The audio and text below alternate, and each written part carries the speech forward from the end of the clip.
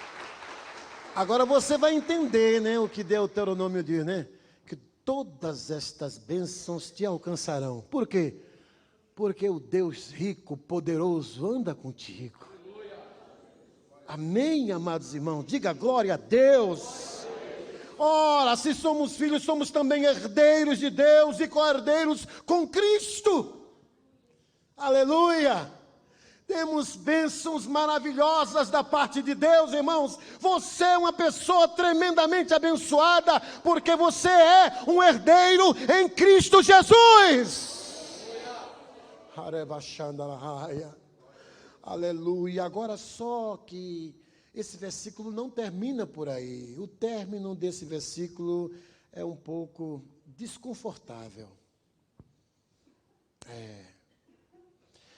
Nós somos herdeiros das grandes bênçãos de Deus, mas também nós somos herdeiros de coisas que nós não gostaríamos de herdar.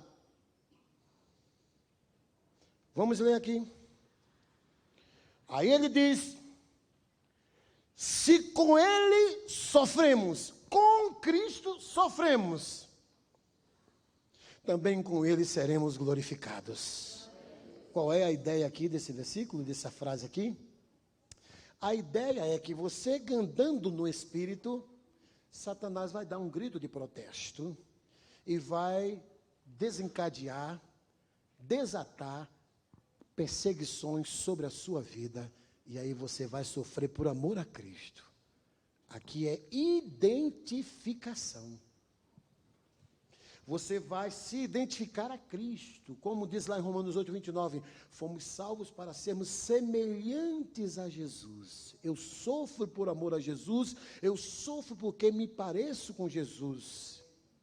Então, quando ele está dizendo aqui, se com ele sofremos, nós também somos herdeiros dos sofrimentos de Cristo. Mas é difícil a gente dar glória a Deus. Porque dando glória a Deus, parece que a gente está sendo masoquista. Mas não é não. Quer morramos, quer vivamos, somos do Senhor. Aleluia! Paulo aprendeu a glorificar a Deus nos sofrimentos por causa do Evangelho. A palavra de Deus diz lá em Timóteo que todo aquele que quer viver uma vida piedosa, uma vida comprometida com o Evangelho, com Jesus, padecerão, herdarão sofrimentos. É claro que teremos momentos agradabilíssimos da presença gloriosa de Deus, mas teremos momentos desagradáveis. Quando você no trabalho, e antes você estava acostumado a mentir, e agora você se converte. E aí o patrão diz, olha, alguém vai ligar, mas diz que eu não estou. E aí você vai dizer, sinto muito, patrão, mas eu não vou fazer mais isso. Está demitida. A moça que era noiva, uma moça lá do Rio Grande do Sul. Não era crente, mas todo final de semana ela passava o final de semana no hotel com o seu namorado. Cada hotel mais bonito que o outro. E ela foi num domingo ouvir a palavra de Deus. Se converteu. Cheia do Espírito Santo. Entregou o coração verdadeiramente a Jesus. Quando chega no outro dia, o namorado, como é que vai? Tudo bem? Ah, estou muito bem. Agora eu estou me sentindo bem, estou feliz. Oh, que bom, maravilha, eu não sabia de nada. Final de semana que vem, olha, tem um lugar maravilhoso para a gente ir. Ele disse, olha, eu não vou mais sair com você como eu saía. Mas agora, a nossa saída agora vai ser diferente. Mas como assim? Espera aí, quero conversar com você pessoalmente.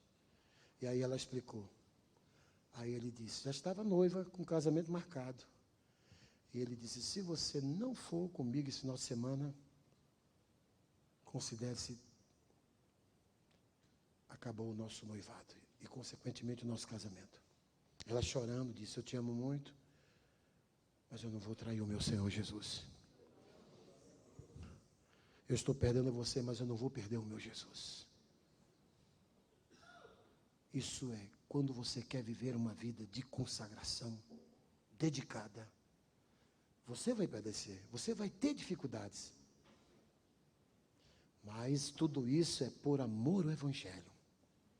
Porque você é filho de Deus, você vai ter tremendas vitórias, mas nessas vitórias você também vai ter tribulações. Por isso que ele conclui aqui, irmãos, de uma forma belíssima esse capítulo, quando ele diz assim: que diremos, pois, à vista dessas coisas, se Deus é por nós, quem será contra nós? E aí ele diz, no versículo 35, quem nos separará do amor de Cristo? Será tribulação, ou angústia, ou perseguição, ou fome, ou nudez, ou perigo, ou espada, como está escrito, por amor de ti, porque nós amamos a ti, somos entregues à morte o dia todo, fomos considerados como ovelhas para o matadouro, mas em todas estas coisas aí, que estão aqui no texto, somos mais do que vencedores, por meio daquele que nos amou, porque eu estou convicto, bem certo, de que nem a morte, nem a vida, nem anjos, nem principados, nem coisas do presente, nem do porvir, nem os poderes, nem a altura, nem a profundidade, nem qualquer outra criatura poderá separar-nos do amor de Deus que está em Cristo Jesus, o nosso Senhor.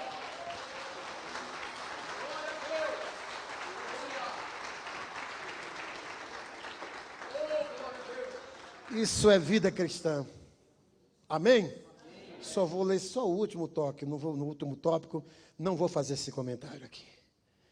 Ser filho de Deus é ser um veículo experiencial de expectação redentora da criação.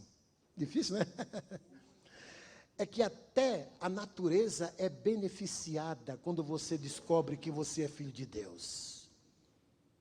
Até a natureza vibra, até a natureza louva a Deus com a sua conversão, com a sua transformação, pelo fato de você ser filho de Deus.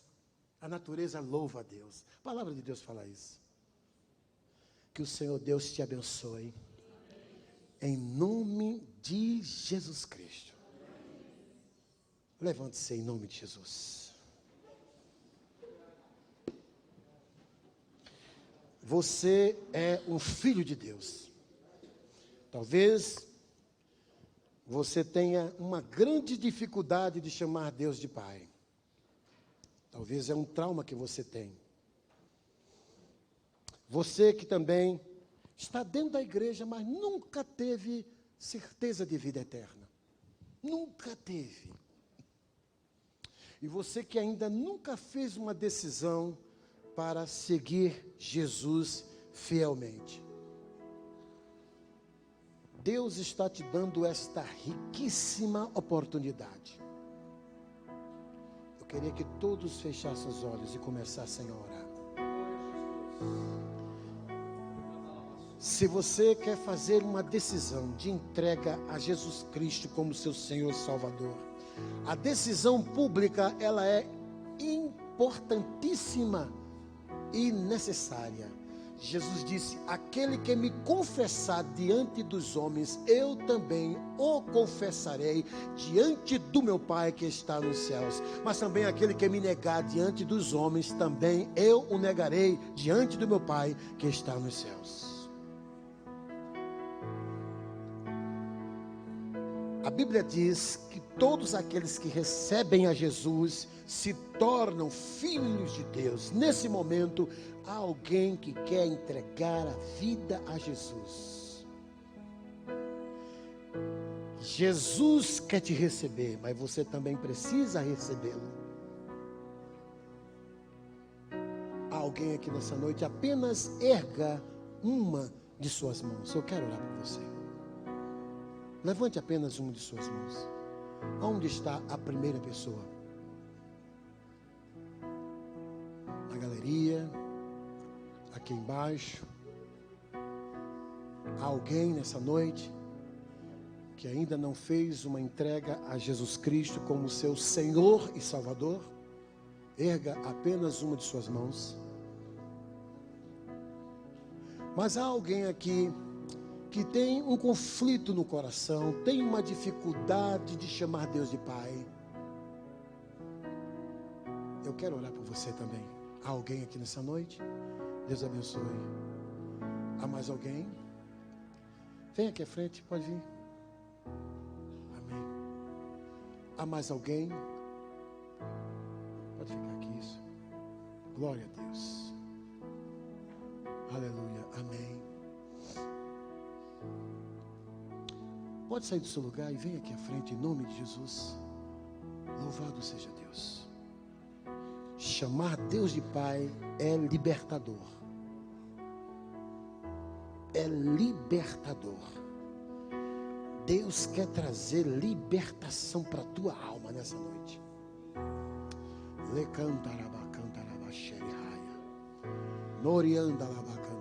Amém. Louvado seja Deus. Pastor, pode vir aqui à frente. Amém. Eu quero dar o privilégio para o pastor fazer uma oração por vocês. E depois eu também estarei orando por vocês. Em nome do Senhor Jesus Cristo. Amém. Se há mais alguém, pode sair do seu lugar. Em nome de Jesus. Aleluia.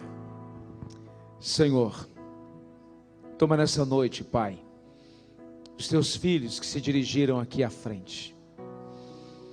Senhor, eles foram esclarecidos acerca daquilo que o Senhor trouxe ao nosso coração. Senhor, mas infelizmente esses irmãos tiveram experiências desagradáveis no contexto da sua família, em especial com seus pais. Senhor, e com o tempo, sem mesmo os pais perceberem, ó Deus, foram construídas barreiras, foram instalados traumas, Senhor, experiências amargas, negativas, Senhor, fizeram que bloqueios fossem construídos no coração, nas emoções e na mente desses irmãos. Senhor, e de forma inconsciente se foi transferido para o Senhor, de modo, ó Deus, que esses amados querem romper no relacionamento contigo, de modo, ó Deus, que eles de vez em quando ficam se cobrando porque não conseguem deslanchar na intimidade com o Senhor. Deus, para eles parece um peso se dirigir a Ti como Pai, mas Tu és o nosso Abba, Pai. E que nessa noite seja quebrado, ó Pai. Ó Deus, que o Senhor nessa noite possa tocar nesses corações e desconstruir, Pai. Senhor, todo trauma, Senhor. Deus, todo bloqueio seja quebrado agora. Jesus, o Senhor promete em Tua palavra: se pois o Filho vos libertar, verdadeiramente sereis livres. Senhor, que se inicie, ó Deus, esse tempo de comunhão. Deus, que esses irmãos que estão aqui à frente sejam levados a um novo nível. Deus, que eles possam entender e vivenciar e ter liberdade dessa paternidade divina. Tudo aquilo que os constrange, tudo aquilo que os afasta, tudo aquilo que os bloqueiam, Senhor, que o Senhor remova nesta hora, porque Tu és o nosso Pai. Ó Deus, Tu és aquele que nos amou primeiro. Tu és aquele que nos adotou em Cristo Jesus, e como Teu Filho ministrou nessa noite com muita propriedade, nós não somos filhos temporários, mas nós somos filhos eternos do Senhor. Que a partir de hoje, ó Deus, esses amados irmãos possam experimentar, possam crescer e descansar nos Teus braços, ó Pai. Pai querido e Pai amado, que eles possam viver o novo do Senhor. Ah, Senhor, em nome de Jesus, que o Senhor possa resgatar, ó Deus, isso no coração dessa igreja. Ó Deus, os Teus filhos que estão aqui à frente, ó Pai, na noite desse domingo. Te louvamos, ó Pai. Ó Senhor, e nos ensina a ser guiados pelo Teu Espírito, a sermos intrépidos no nosso relacionamento contigo, ó Pai. Senhor, e que nós não venhamos nos demover dessa certeza essa que é testificada pelo Teu Espírito com o nosso Espírito, que somos filhos do Senhor. Senhor, não são as dificuldades que passamos, não são as lutas e as tribulações que irão anular essa verdade absoluta e eterna, de que somos herdeiros e co-herdeiros em Cristo Jesus. Por isso, ó Pai, renova-nos, restaura-nos, sustenta-nos, porque se de fato padecemos, chegará o dia que um dia reinaremos com o Senhor, meu Deus, em nome de Jesus. Querido Deus, louvado seja o teu nome por esse momento, por essas vidas que vieram aqui à frente, Senhor. Ó Pai, continua fortalecendo o coração de cada uma delas, em nome de Jesus Cristo. Vá libertando e quebrando todo bloqueio em sua mente, vá mudando completamente a história de cada um dos teus filhos nessa noite, em nome de Jesus Cristo. Nós te louvamos, porque o Senhor é o nosso bendito e eterno Pai, aleluia. Vamos aplaudir o Pai Celeste, em nome de Jesus. Oh, aleluia. Aleluia, glória a Deus, glorifique o Senhor.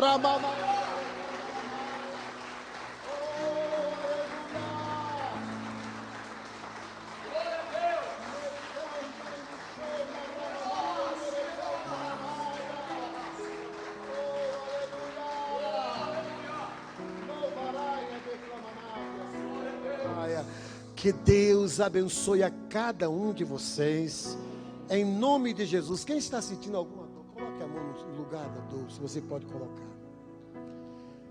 Em nome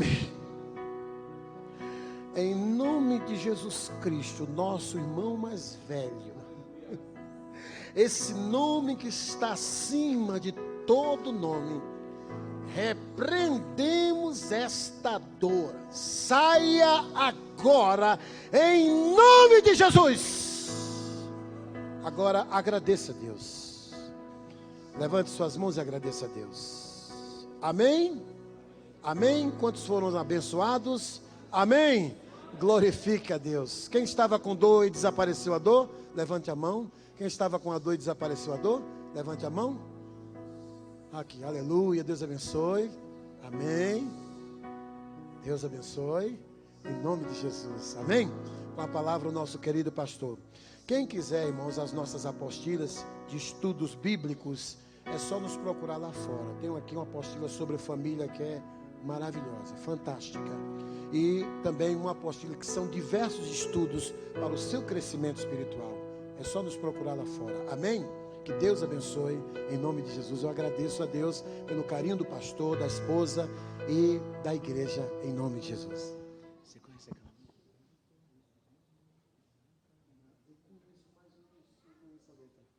aquela? Vamos tocar. Corta a gravação agora que eu vou cantar. Nós vamos cantar. Quando todos os meus medos já não cabem mais em mim, quando o céu está de bronze e parece que é o fim, e o mar não quer se acalmar.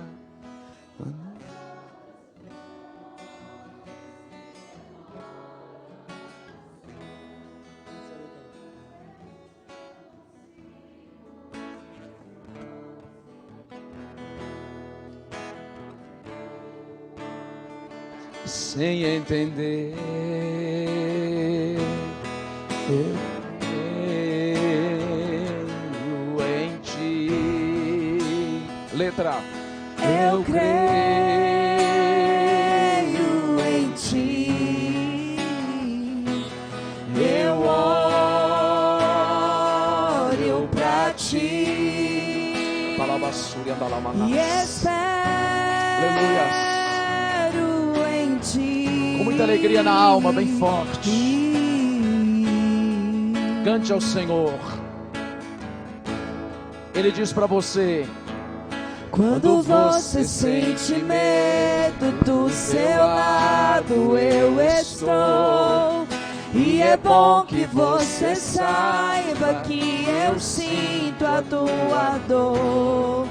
Nunca, nunca se esqueça que o mar possa acalmar e que eu sei o tempo certo da vitória te entregar. Esse tempo é necessário pra te amadurecer. E depois tem novidade pra você. Eu cuido de ti. Ele cuida da tua vida, meu irmão. Eu cuido. Ele cuida da tua família. Ele cuida da tua história. Descansa no Senhor. Descansa. Aleluias. Em mim. Comece a sorrir.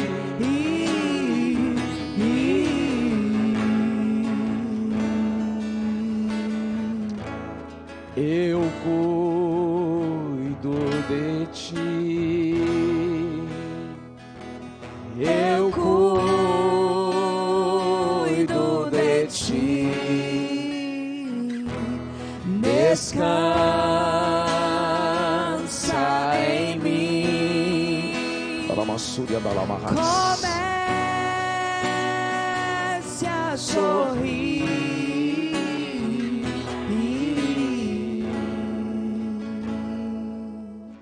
O que eu tenho é bem melhor, pois só eu sei do amanhã. Então recebe. Então recebe o abraço meu. Olha que linda essa frase. Pois da tua vida aleluia, aleluia. Eu cuido de ti. Aleluias. Eu cuido de ti. Descansa em mim e comece a sorrir.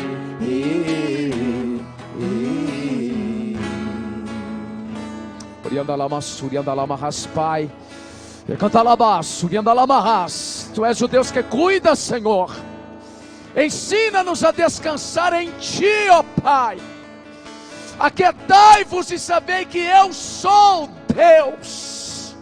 O nosso trabalho é apenas descansar no Senhor, porque todo trabalho é dele. Aleluias. Bendito é teu nome, Jesus.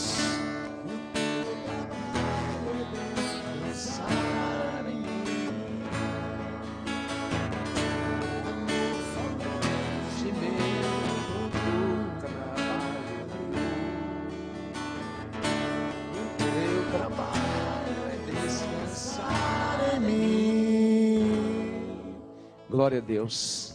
Amém. Aplauda ao Senhor, querido.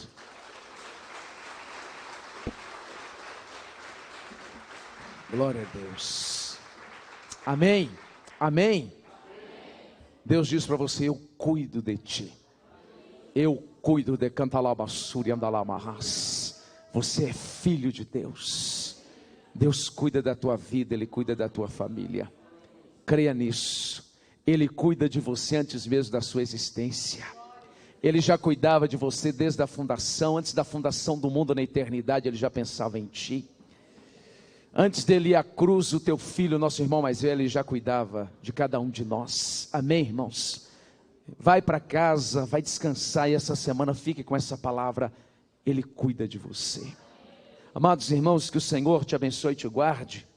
Que o Senhor faça resplandecer o seu rosto sobre ti e te conceda graça. Que o Senhor para ti volte o seu rosto e te dê a paz. Que o grande amor do Eterno, que a graça redentora de Jesus e que a doce comunhão e consolação do Santo Espírito de Deus seja sobre a tua vida, não somente hoje, mas para todos sempre. Você diz amém. Deus te abençoe em nome de Jesus.